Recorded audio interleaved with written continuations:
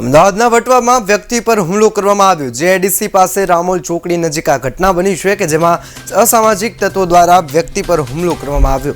અંગત અદાવતમાં હુમલાની આશંકા છે, ત્યારે ઘટનામાં વ્યક્તિ ઇજાગ્રસ્ત થતા હોસ્પિટલ ખસેડાયો છે।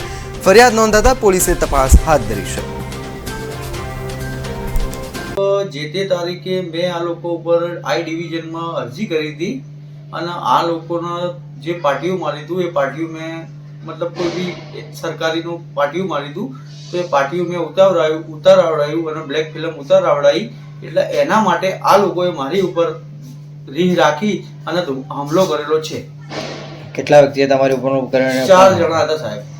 એનું નામ શું હતું જણાવશો? નામ એકનું નામ હતું સગરામભાઈ નિલેશભાઈ ભરવાડ, હગરામભાઈ ગેલાભાઈ ભરવાડ, સોરી સાહેબ, હગરામભાઈ ગેલાભાઈ ભરવાડ, પછી હગરામભાઈનો છોકરો નિલેશભાઈ, પછી મનુભાઈ અને પ્રવીણભાઈ વીરુભાઈ।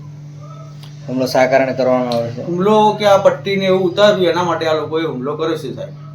આ ચારે રહેવાસી ક્યાંના છે? ચારે રહેવાસી રામોલ ગામ ભરવાડવાસના છે। ડાબા પગમાં ફ્રેક્ચર થયેલું છે સાહેબ।